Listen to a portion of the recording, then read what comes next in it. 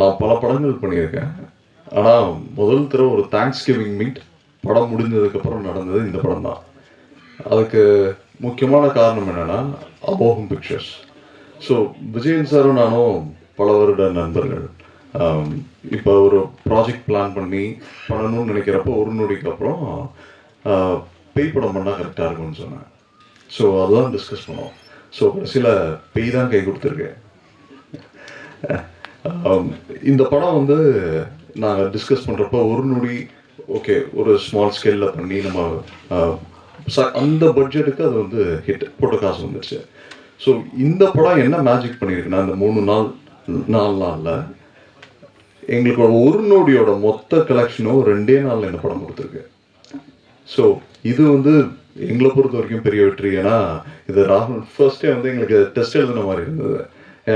இது வரைக்கும் இந்த மாதிரி ஒரு ப்ரெஷரோ ஏதோ வந்து படம் ரிலீஸ்க்கு முன்னாடி எங்களுக்கு இல்லை.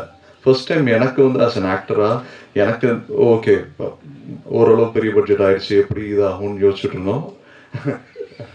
ஸோ எங்கள் டீம்கே இருந்தது. சொல்லப்போனால் 2 வீக்ஸ் 3 வீக்ஸாக நாங்கள் யாருமே தூங்கலை.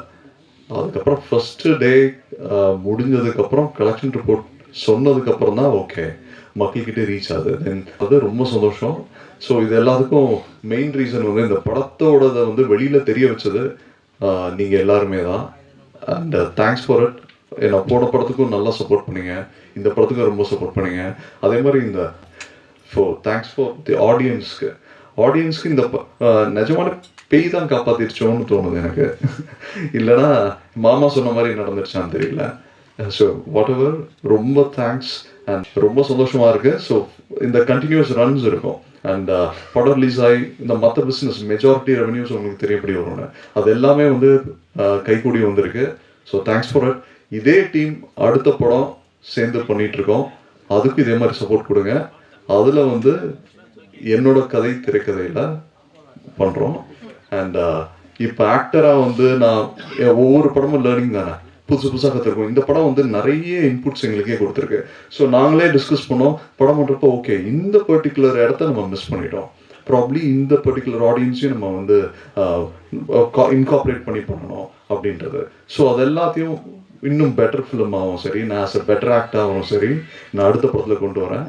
முதல்ல எங்களுக்கு வந்து ஒரு நல்ல சுபிக்ஷமாக ஆரம்பித்தது எதுன்னு பார்த்தீங்கன்னா, நாங்கள் வந்து மாற்றுத்திறனாளிகளுக்கு வந்து ஃபஸ்ட்டு ஷோ போட்டோம்.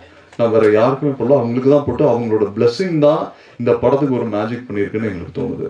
ஒரு சக்ஸஸ்ஃபுல் டீம், இன்னும் ஒரு long way to go ahead. நாங்கள் நல்லபடியாக அடுத்ததுலையும் சந்திக்கிறோம். Thank you so much.